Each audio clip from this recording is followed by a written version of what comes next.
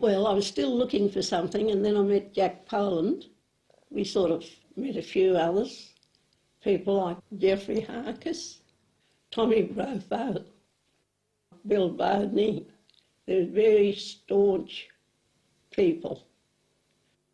And when they asked me if I'd be interested in forming a club, I really jumped at it.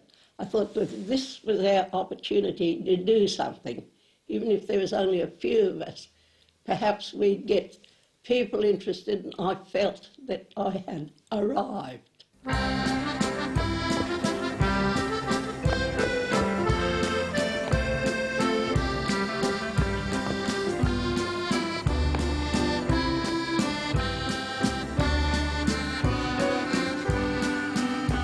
The Coolbaroo dance was the highlight of the week. It was a chance to get together with your own mob, catch up on any gossip, you know, have a bit of fun. We always looked forward. The weekends couldn't come quick enough to get into the dance. It was great. You could go down to the Coolbaroo Club and catch up on all the gossip, all the people with new kids, new babies, new families.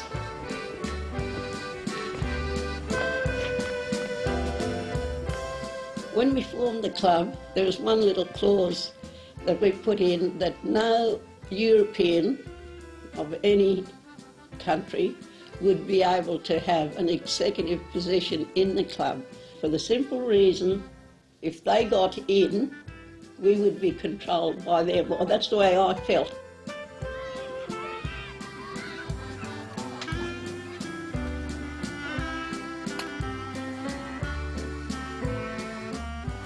There was this flurry of excitement at the house, you know, because the family would get dressed and all go to the Coolbaroo Club, all dressed up to the nines.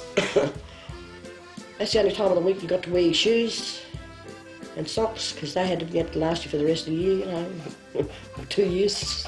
It was fabulous. And you got dolled up in these leery clothes, which you weren't allowed to touch or even look at during the rest of the week, you know.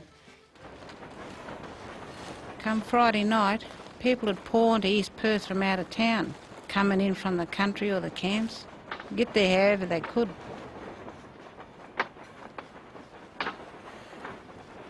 That's how I learned to dance at the Coolbaroo League. I didn't know my right foot from my left foot when I first went there. It seemed like I had two left feet.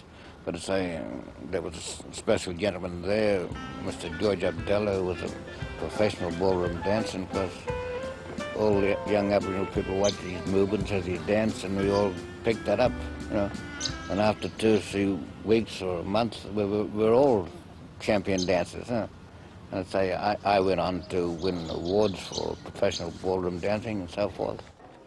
Well, I think the highlight of the Coolbaroo dances for kids, from my point of view anyway, was the supper.